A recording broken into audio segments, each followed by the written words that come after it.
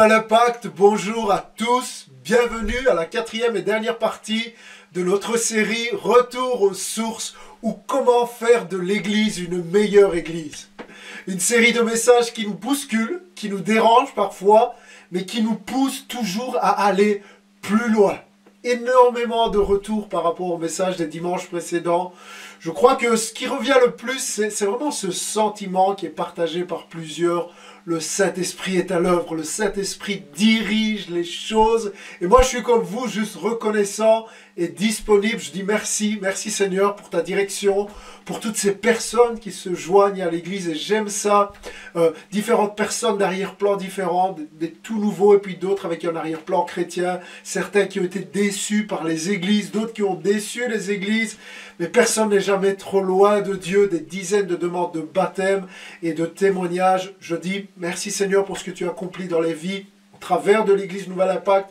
Je dis bienvenue à tous, bienvenue dans la famille. On a tellement hâte de vous voir, de vous rencontrer chacun d'entre vous. Alors, pour tous ceux qui ont rempli le formulaire de demande pour devenir membre de l'Église locale, vous avez normalement tous été contactés par l'un ou l'autre des pasteurs.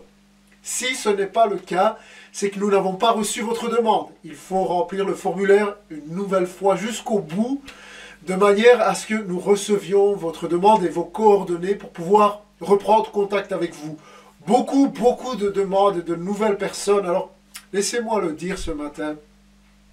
Dieu n'a jamais été confiné durant cette saison. Amen. Et il ne s'est jamais arrêté de travailler. J'aimerais encourager quelqu'un.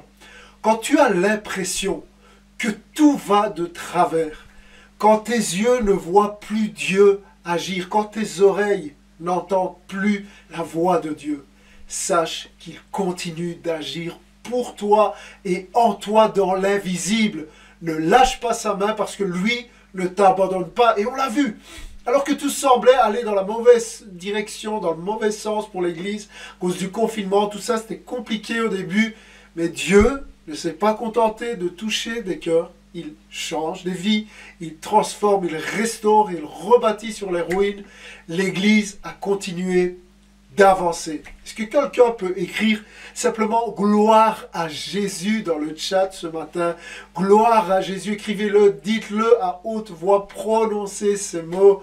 Gloire à Jésus. Et on souriait dimanche dernier dans l'after church, vous savez, après le culte, on a fait un Zoom et on parlait de cette question qu'Alessio nous a proposée. Qu'est-ce que vous pensez de cette série Retour aux sources? Ça nous a fait sourire quand quelqu'un a dit tous ces changements, toute cette nouveauté. C'est vraiment excitant et c'est merveilleux. Et il y avait cette pensée amusante de quelqu'un qui disait, pasteur, il y a beaucoup de changements. On ne sait pas où on va, mais on y va. Et on y va ensemble. On ne sait pas où on va, mais on y va et on vous fait confiance. Alors, ça peut faire sourire, mais l'objectif du message de ce matin est justement de vous dire où on va avec précision. Et le pourquoi de tout ça. On va parler de la vision de notre église locale. Et plus que la vision, ce qu'on appelle VMV. Ça veut dire quoi VMV? Vision, mission et valeur de l'église. Vraiment 3 éléments déterminants et indispensables pour le développement et la croissance d'une église en bonne santé. Vision, mission, valeur. Je crois que s'il n'y a pas de VMV dans une église, ça ne peut pas grandir durablement. À un moment donné, s'il n'y a pas de vision claire, on va tourner en rond. Sans vision claire, non seulement l'église locale ne peut pas grandir, mais elle va vivre un désordre et finalement mourir par elle-même. C'est dans le livre des Proverbes, au chapitre 29, qu'on lit qu'un peuple qui n'a pas de vision est un peuple qui n'a pas de vision d'avenir, est un peuple qui vit dans le désordre, qui recule, qui périt même. On voit Proverbe 29, lisons-le ensemble, 29, 18, dans la version français courant, ça nous dit « Lorsqu'il n'y a plus de vision d'avenir ». Donc, quand personne ne prévoit l'avenir, dit Parole de vie, un peuple vit dans le désordre. Ou la version King James en français dit « Quand il n'y a pas de vision, le peuple périt ». C'est terrible. Et on peut comprendre ça de 2 manières. Quand il n'y a pas de vision, le peuple périt. Juste une pensée en introduction de ce message. Quand il n'y a pas de vision, le peuple vit dans le désordre, le peuple périt. Et on peut comprendre ça. Premièrement, on peut dire que si l'église locale, le peuple, si l'église locale n'a pas de vision, elle finira par reculer et par mourir elle-même. On peut avoir beaucoup de bonnes choses, des talents, des bonnes intentions, de la spiritualité, même de l'intégrité. Mais si une église ne voit pas plus loin que le bout de son nez, n'a pas de vision d'avenir, elle finira par se fatiguer et par abandonner. Et je crois honnêtement, sans jugement, que c'est vraiment le problème de beaucoup d'églises en francophonie. Il n'y a pas toujours une vision. Et s'il n'y a pas une vision claire, l'Église finit par être centrée sur elle-même. On commence à remarquer les défauts des autres, à se disputer, à se critiquer. Tout ça, tellement malsain dans les églises, c'est un signe qu'on a perdu la vision. La vision de ceux qui meurent sans Jésus. Et c'est un signe que l'Église est en train d'imploser et de s'auto-détruire. C'est selon moi l'un des plus grands problèmes des églises. Ça aurait pu être le titre de mon message ce matin, le plus gros problème de l'église en francophonie, le manque de vision. C'est pas un manque de, c'est pas un manque de prière. Je crois qu'il y a des hommes de prière partout. C'est pas un manque de connaissances théologiques. Je crois qu'il y a des grands connaissants, des grands savants en théologie dans les églises. Je pense que le manque de vision est un élément central dans la perte des repères, dans la perte de cette direction, de cet objectif et de l'accomplissement de notre mission. Alors, bien sûr, lorsque l'Église perd la vision, le peuple périt, mais on peut comprendre ça aussi. Lorsque l'Église perd la vision, c'est pas seulement l'Église qui meurt, mais c'est le peuple, c'est les habitants, c'est l'entourage. Ça nous rappelle aussi que si l'Église de Jésus n'a pas de vision, c'est le peuple qui est loin de Dieu qui périra sans Christ. Et ma prière ce matin, Saint-Esprit, communique-moi ta vision, pas ma vision pour l'Église, pas d'importance ma vision, mais ta vision, Seigneur. Je peux pas, tout simplement pas, me passer de la vision du Saint-Esprit dans la direction de l'Église. Alors, vision, mission, valeur. C'est quoi? On va juste brosser le tableau.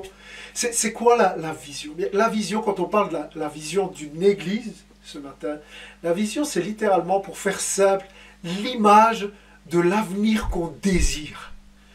Si vous voulez, le contenu d'une vision d'une Église doit répondre à la question « Qu'est-ce qu'on veut pour l'avenir de l'Église ?» Comment est-ce qu'on voit notre Église dans 5 ans, dans 10 ans? Et j'ouvre une parenthèse, mais c'est la même chose pour notre vie, pour notre relation avec Dieu, pour notre famille, pour notre couple. Est-ce qu'on a une vision d'avenir? La Bible dit, lorsqu'il n'y a pas de vision d'avenir, le peuple vit dans le désordre, notre vie peut être dans le désordre, notre famille peut être dans le désordre. Important d'avoir une vision d'avenir. Comment voit-on l'Église dans 5 ans? On va répondre à ça ce matin. Quel est le rêve réalisable? On ne parle pas d'un rêve pour nos enfants, pour les futures générations, mais un rêve réalisable qu'on veut voir et pour lequel on va s'unir tous ensemble et tout donner pour voir cette vision, cet objectif s'accomplir. Il faut réaliser que toute cette série, retour aux sources, tout ce qu'on a dit jusqu'à présent, tous ces changements, tout ça n'a finalement aucun sens s'il n'y a pas une vision claire qui est donnée maintenant. On ne sait pas où on va, mais on y va ensemble. À la fin de ce message, on va savoir exactement où on va ensemble et pourquoi on le fait et comment on le fait. On a besoin d'avoir un objectif, sinon tout ça n'a pas de sens. Si je pouvais ce matin vous dessiner l'image de l'Église que je vois, je crois que c'est la pensée du Seigneur, et juste vous montrer un dessin, juste vous montrer une photo, un film, je suis sûr que ça vous inspirerait à dire non seulement, vous savez ce fameux on va rêver avec toi, pasteur, mais à dire aussi ensemble, on va le faire, on va se donner les moyens de le faire avec sa force, J'aime cette citation. Pasteur Ron McManus, le président du ministère Équipe aux États-Unis, pour ceux qui connaissent, qui a dit « l'église qui aura un impact au XXIe siècle est celle dont les rêves sont plus grands que les souvenirs. Et tout le monde dit Amen ce matin. Les rêves plus grands que les souvenirs. Vous savez que vos rêves sont plus grands que vos souvenirs lorsque vous entendez les gens de votre église dire « Nous sommes reconnaissants pour le passé et tout ce que Dieu a fait. Mais nous savons qu'il a encore de grandes choses en réserve pour nous dans l'avenir. » Amen. On est reconnaissant pour hier, mais notre vocabulaire à Nouvel Impact dit « Il y a plus. Il y a plus. Dieu a plus en réserve. » Est-ce que tout le monde peut écrire « Il y a plus » pour ENI? Dieu a plus en réserve pour ENI dans les années à venir. La vision de notre Église. Il y a plus. Et alors je me suis amusé cette semaine à réécrire ma vision pour l'Église, avec cette pensée de vous la communiquer ce matin, et avec la question comment est-ce que je vois l'Église. Évidemment, tout ça est toujours basé sur ce fameux texte dont on a parlé dans les séries précédentes, affermi, élargi. Je pense que le Seigneur nous conduit, et c'est ce texte d'Ésaïe 54 qui dit élargi. C'est vraiment élargi, c'est la vision, l'espace de ta tente. Déploie ta demeure, ne retiens pas, allonge tes cordages et affermis tes pieux. Voici comment je vois l'Église demain. Voici la vision pour laquelle je suis prêt à donner et à me donner. J'espère que vous êtes prêts à rêver avec moi ce matin. Quatre éléments dans la vision. Une Église en mouvement, une Église grande et petite à la fois, une Église forte, une Église puissante, et puis une Église sage. Une Église en mouvement, une Église grande et petite à la fois, une Église forte et une Église sage. Premièrement, une Église en mouvement. Qu'est-ce que j'ai à l'esprit quand je vous dis, premièrement, je vois une Église en mouvement. C'est une image, une Église en mouvement. J'entends par là une Église qui n'est pas installée dans une religiosité, mais qui est continuellement en train d'avancer. C'est l'image de ce peuple d'Israël dans le désert qui suit la nuée, qui est en train d'avancer, qui suit la direction du Seigneur. Une Église en mouvement, c'est premièrement et avant tout une Église qui se lève. Pas une Église de religieux installés et satisfaits, mais une Église qui dit continuellement « Nous refusons de mourir dans le lieu du petit fruit. Nous refusons la médiocrité. Nous refusons que l'Église à Liège soit sans impact. Nous sommes l'Église debout. Et nous refusons que ce qu'on appelle la foule reste une foule. On va accueillir la foule comme jamais, on va se lever et on va aimer et on va servir la foule et Jésus comme jamais, et on va tout faire pour que cette foule devienne des amoureux de Jésus comme nous, des membres du corps par centaines et par milliers à Liège. Oh, j'espère que vous commencez à rêver avec moi ce matin. Je vois une Église en mouvement, c'est une Église qui se lève, c'est une Église debout, et deuxièmement, c'est une Église en feu. Une Église en mouvement est une Église qui est en feu dans son adoration, en feu dans sa prédication, en feu dans son service. Une Église en feu qui, quand elle se réunit le dimanche, chante à faire trembler les murs, adore à faire fuir l'enfer, et dont l'amour qu'ils ont les uns pour les autres touche les nouveaux qui se joignent à nous. C'est une Église debout, c'est une Église en mouvement, c'est une Église qui se lève, c'est une Église qui avance, c'est une Église en feu, c'est une Église qui avance, capable de se remettre en question et de sortir des habitudes, on a toujours fait comme ça. Une Église en feu, une Église qui avance. Vous savez, je dessine l'Église, je vois une Église en mouvement, mais je vois aussi paradoxalement quelque chose qui est difficile à dessiner. Je vois une Église qui est grande et qui est petite à la fois. Comment on peut dessiner quelque chose de grand et de petit à la fois? Elle est grande, notre Église est grande, c'est la vision, parce qu'elle est composée de milliers de membres de tout âge, de toute culture, de toute nation et de toute langue. Elle est grande parce que son cœur est grand, parce que son cœur est élargi. Elle est grande dans sa générosité, grande dans son état d'esprit. Elle est grande dans son intégrité, dans sa foi et dans son amour. Mais elle est petite, elle est étroite, elle est intime dans les relations qu'ils vivent les uns avec les autres. Des milliers de membres le dimanche matin, oui, mais vivant en communion fraternelle, chaleureuse, dans des plus petits groupes durant la semaine. Des petits groupes qui expérimentent la communion fraternelle. Une communion si intense les uns avec les autres qu'ils ont envie de se retrouver chaque semaine ensemble, par petits groupes d'amis, dans les maisons, alternativement dans les maisons les uns des autres, pour manger ensemble, comme une famille chaleureuse, pour rire, pour pleurer, pour faire la vie, veillant les uns sur les autres, priant les uns avec les autres, méditant la parole ensemble, se corrigeant mutuellement et confessant les péchés les uns aux autres. Grande le dimanche, mais petite en semaine.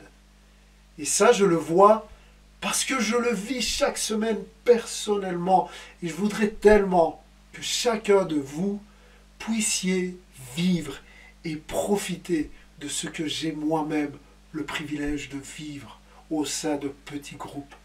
Un petit groupe de gens qui vous aiment et que vous aimez, qui vous fait confiance et à qui vous pouvez faire confiance, avec qui vous grandissez, qui vous aime assez pour vous dire des choses qui ne vous font pas plaisir, avec qui vous pouvez prier, méditer la parole, échanger ensemble, vivre la communion, vivre l'Église telle que Jésus l'a pensée. Ce n'est pas seulement le dimanche. J'aimerais vous dire, je n'ai jamais autant vécu l'Église telle que décrite dans le Nouveau Testament, plus que depuis que je me réunis avec un petit groupe de frères afin de prier et de vivre la communion fraternelle. Je crois qu'on se trompe en pensant que l'Église, c'est seulement ce qu'on fait, ce qui prend place le dimanche matin avec un maximum de personnes. Quand je regarde aux églises du Nouveau Testament, chacun était membre, chacun faisait sa part, chacun faisait partie de quelque chose de grand mais de petit. Et je voudrais tellement que chacun d'entre vous puissiez vivre ça. Parce que ça, c'est la vision de Dieu pour l'Église. Tous ensemble, le dimanche, la grande Église, oui, mais vivre la communion, c'est la clé pour une vie chrétienne épanouie. Et je crois que plusieurs qui le vivent peuvent dire Amen. Si tu ne vis pas ça dans ta vie, tu rates quelque chose. Et on va travailler fort dans l'Église et organiser les choses afin que ça arrive pour tous ceux qui le désirent. Aucune obligation, aucune pression, mais une opportunité qui, je l'espère, va pouvoir prendre place rapidement et qui sera offerte à tous ceux qui le veulent. Une église en mouvement, une église grande et petite à la fois, mais une église qui est aussi grande dans son appel, qui est inclusive.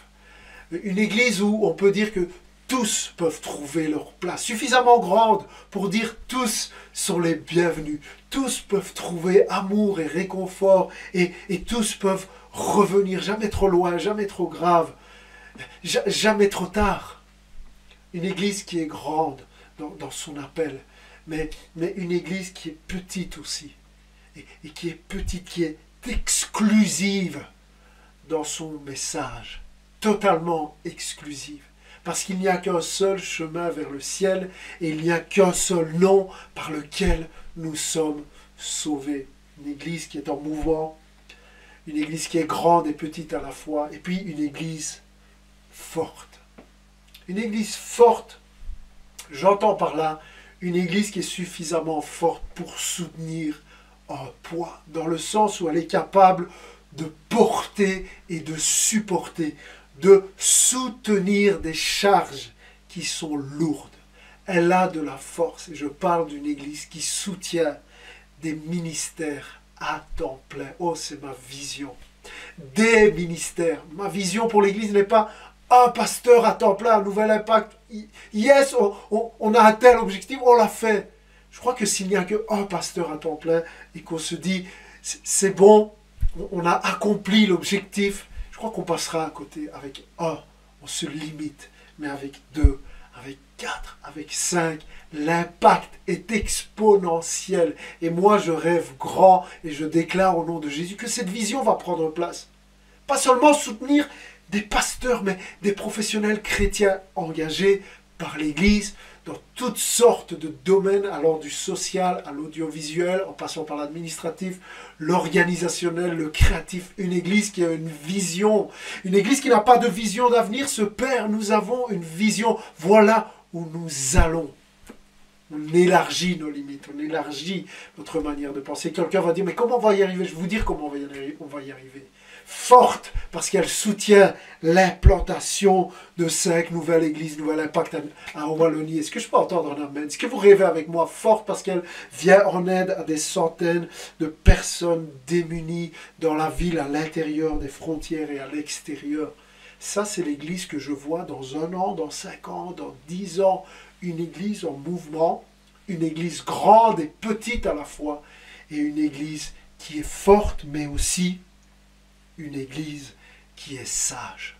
Une église qui est sage parce qu'elle prévoit l'avenir en préparant les générations suivantes, en formant des leaders spirituels, les leaders spirituels de demain, avec un centre de formation biblique de référence, où des étudiants affluent de toute la francophonie pour venir se former en vue d'exercer et d'impacter ceux qui sont loin de Dieu dans les régions. Est-ce que vous ne voyez pas l'embryon de tout ça, des signes de ça, avec ce qu'on a commencé de faire? Il faut arrêter avec ce complexe d'infériorité. Oh, on est dans un petit pays. Ça, c'est de l'orgueil déguisé parce qu'on regarde à nos propres forces. Bien sûr qu'aux hommes, cela est impossible. Mais avec Dieu, tout est possible. Je crois en la faveur de Dieu et il veut nous utiliser. Dieu a utilisé David pour terrasser Goliath. Et Dieu a utilisé Moïse devant Pharaon et il utilisait Gédéon devant Madian et Paul devant César. Et nouvel impact devant la francophonie. Oh. Certains disent, on est une petite église dans une petite région, dans un petit pays. Oui, mais avec un Dieu qui est totalement grand et totalement puissant d'accomplir, de pourvoir à ce qu'il attend de nous. Voilà où on va. Je vois une église en mouvement, de plus en plus en mouvement dans l'avenir. Je vois une église qui est grande et qui est petite à la fois, qui est grande, qui est inclusive et qui est exclusive dans son message. Je vois une église qui est forte parce qu'elle soutient et je vois une église qui est sage parce qu'elle prévoit et qu'elle prépare. Voilà ma vision, voilà l'image de l'église que je vois pour demain. Mon rêve pour l'église de Liège, pour la francophonie. Laissez-moi le dire, un rêve qui va devenir réalité pour une seule raison. Ce rêve, c'est le rêve de Dieu pour son peuple. Et quelqu'un va dire, mais comment tu sais ça, pasteur? Simplement parce que je crois que Dieu veut sauver des milliers de gens à Liège. Est-ce que tu le crois aussi? Et puis deuxièmement, parce que je crois que Dieu veut m'utiliser pour ça. Et il veut t'utiliser aussi. Est-ce que tu le crois? Alors si tu le crois, déclarons ensemble par la foi que ce rêve va devenir réalité, que nous allons le voir. Dis-le à ton âme qui a encore des doutes. Dis-le au diable ce matin. Dis-le, prononce-le. Je crois que cette vision, nous allons la voir. Peut-être certains sont en train de dire, oh, il ne suffit pas d'y croire, pasteur. Je réponds, c'est vrai qu'il ne suffit pas d'y croire. Mais une chose est sûre, si on ne commence pas par y croire et si on ne commence pas par le déclarer, cela n'arrivera jamais. Est-ce que tu y crois?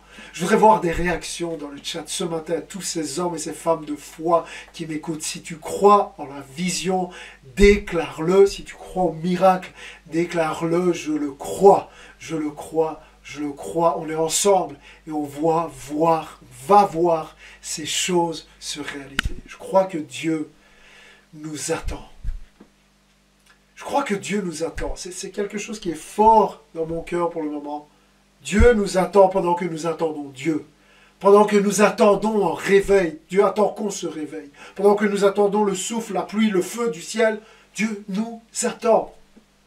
Peut-être les plus spirituels d'entre vous disent, oui, pasteur, il faut jeûner pour ça, il faut prier pour que Dieu agisse. Et je dis, amen. Mais voici mon point. Voici le point qui est fort sur mon cœur. Et je vais peut-être vous étonner ce matin, mais jeûner et prier ne sera pas suffisant. Prier n'est pas suffisant. Attendre que Dieu fasse tout n'est pas une bonne idée parce que comprenez ceci, Dieu lui attend que nous nous mettions tous ensemble au travail, à l'œuvre.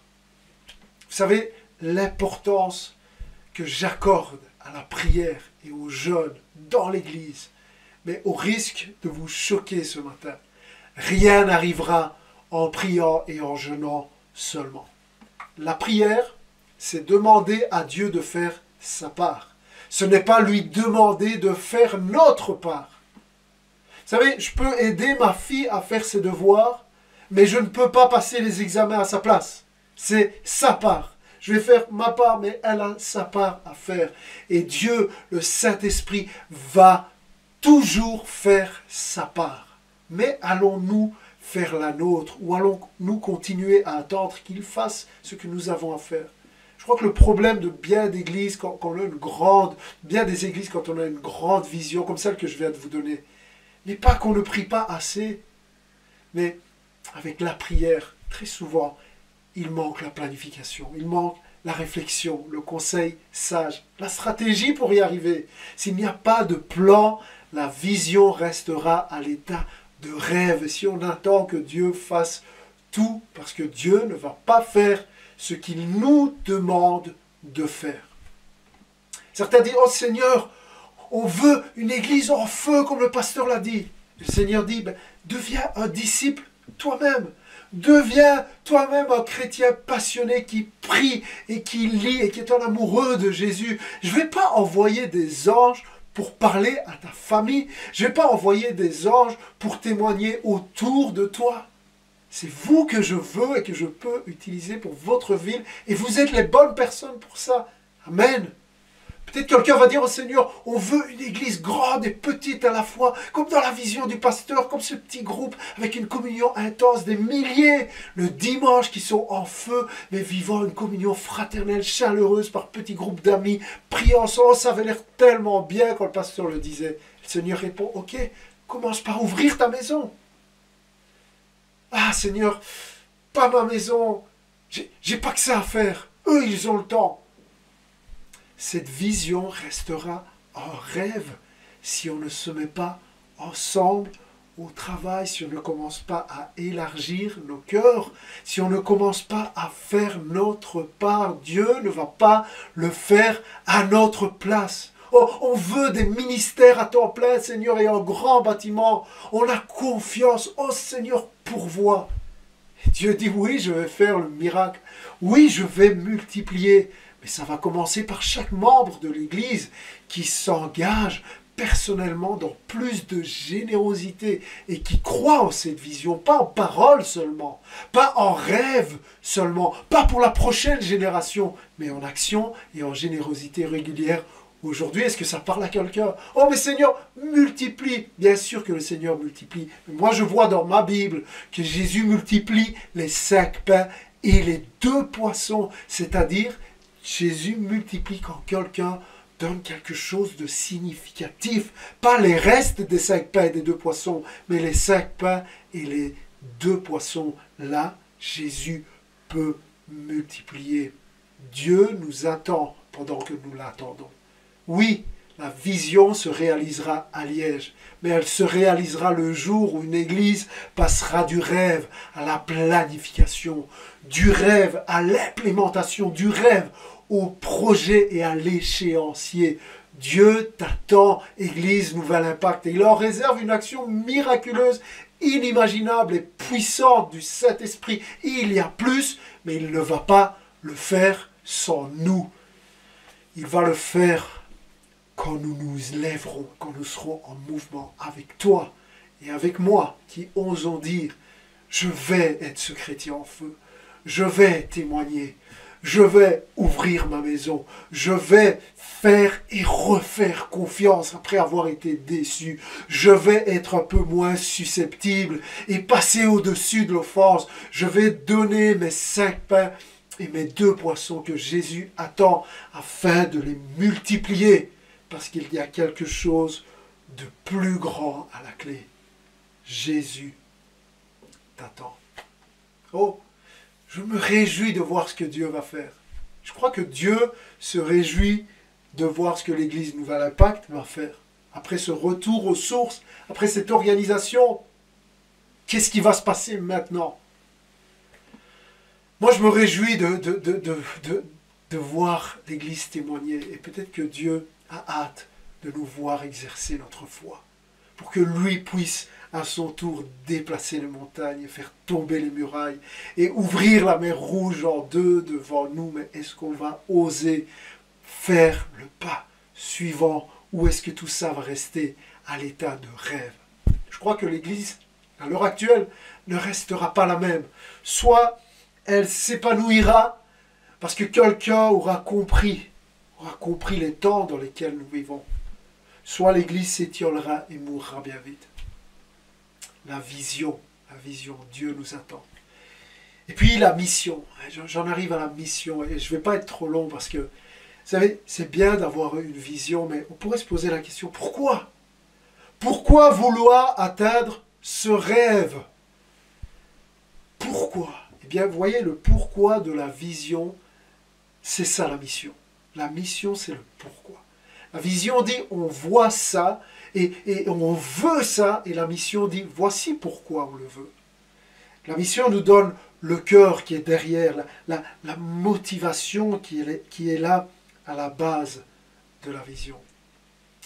Et vous savez, on a un slogan à Nouvel Impact, c'est ce qu'on appelle, parfois on l'appelle même notre vision, on confond un peu les choses, mais notre énoncé, c'est en fait notre énoncé de mission, le pourquoi on est là, et j'espère que vous connaissez ça par cœur, mais la vision, l'énoncé de mission de l'Église dit impacter ceux qui sont loin de Dieu afin de les amener à vivre en Christ. Impacter ceux qui sont loin de Dieu afin de les amener à vivre en Christ. Ça, c'est notre énoncé de mission. Le pourquoi Nouvel Impact existe.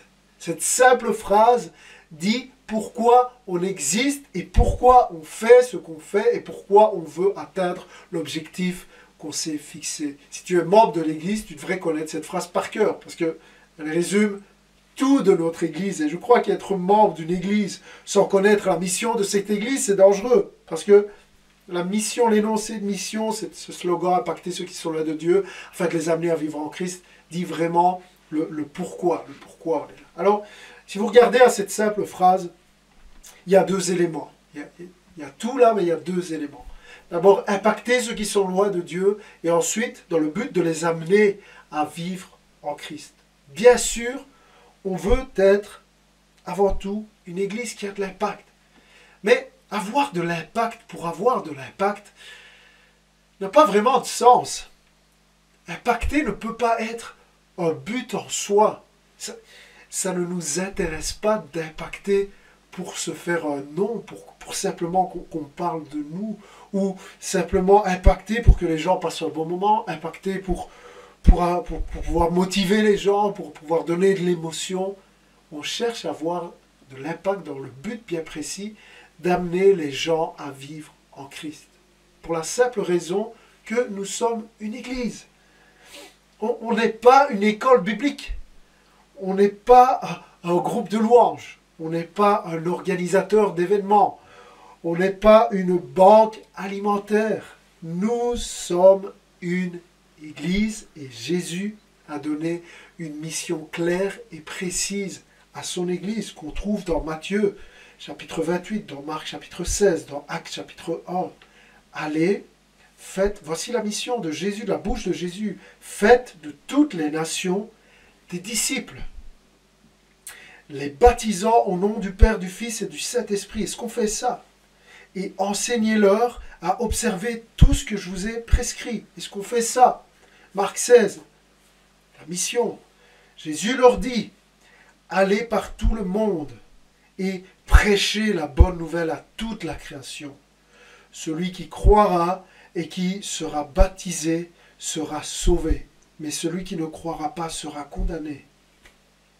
Actes chapitre 1, verset 8 nous dit « Mais vous recevrez une puissance, le Saint-Esprit survenant sur vous, et vous serez mes témoins à Jérusalem, dans toute la Judée, dans la Samarie et jusqu'aux extrémités de la terre. » Voilà la mission confiée par Jésus à son Église. Et notre slogan qui dit « Impacter ceux qui sont loin de Dieu afin de les amener à vivre en Christ » n'est juste qu'une autre façon, c'est juste notre façon à nous que de dire « Faites de toutes les nations des disciples, les baptisant et enseignez-leur. » Impacter afin de vivre en Christ. Je répète, notre mission est de transformer la foule en Église. Vous savez, le fait de dire la foule n'est pas l'Église, mais l'Église est dans la foule, ça devrait nous faire trembler de peur. Le fait de devenir une Église qui revient aux sources plus pointues dans son rôle, plus structuré, avec des membres engagés, n'a pas pour but de devenir une Église renfermée sur elle-même. Mais on a des membres et on a notre rôle à jouer, et le but est que toute cette foule devienne l'Église. Le but est de faire de la foule une Église et que nous soyons ensemble capables d'accueillir des nouveaux-nés spirituels et de les faire grandir en Christ. Une Église avec une vision, une mission et des valeurs. Des valeurs, une culture. Toute Église a une culture. Toute famille, toute communauté, tout groupement a une culture. Et vous savez, ce qui se passe avec la culture, avec les valeurs, c'est que quand la culture d'une église n'est pas intentionnelle, eh bien cette culture est subie. Donc on a soit une culture intentionnelle, soit une culture qui est subie. Et le problème quand la culture est subie ou qu'elle n'est pas intentionnelle, c'est qu'elle sera toujours tôt ou tard négative. Une culture subie est une culture négative parce que l'être humain a tendance à se mettre lui-même en avant et à s'imposer aux plus faibles. Et ça, c'est tout l'inverse de la culture du royaume. Donc nous, on veut être intentionnels dans notre culture. Nous avons besoin d'être dirigés dans la culture, dans l'affermissement de la culture de l'Église. Parce que si elle n'est pas intentionnelle, elle sera subie et elle n'aidera pas à la croissance, mais plutôt à la stagnation, au désordre et au recul. Donc nos valeurs, notre culture définit qui nous sommes et comment nous faisons les choses, comment nous opérons. Notre but est d'affermir, toujours de chercher à affermir la culture de notre communauté. Et on croit que le fait d'avoir une culture, d'avoir des valeurs, cela nous rend plus forts. Et vous vous souvenez de cette série de messages Affermir la culture, où on a parlé de cet acronyme, cette manière de retenir notre culture avec le prénom Japhet avec 2 F. J-A-2-F-E-T-H. Japhet qui signifie avec PH, qui signifie celui qui élargit ses limites. Et je vous invite à réécouter la série Affermi, où on a regardé ensemble chaque point de la culture que je vais simplement vous citer ici pour finir le message. Il y a la joie, parce que la joie doit être une attitude. Dans tout ce qu'on fait, on le fait avec joie. Et puis, il y a amour, J-A, amour. Parce que l'amour est notre motivation. On est motivé par l'amour. Attitude de joie, motivé par l'amour. Puis la foi, croire en ce qu'on ne voit pas. Croire, on croit pour une vision. On croit pour des choses impossibles qu'on n'a pas encore vues, mais qui vont se produire. C'est ça la foi. Et puis la fidélité, mais la fidélité dans les petites choses. Ne cherche pas d'abord à être vu. L'excellence qui nous parle d'aller au-delà du minimum. On croit que Dieu mérite plus. Dieu mérite mieux. Il a donné le meilleur. Il est un Dieu d'excellence. Puis on peut parler de transparence, cohérence, témoignage. Et puis d'honneur qui parle de voir les autres comme Dieu les voit.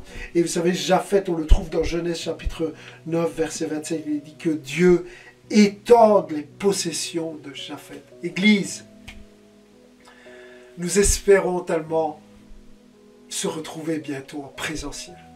Et nous prévoyons déjà de baptiser un grand nombre de personnes. Je crois que c'est la première chose qu'on va faire.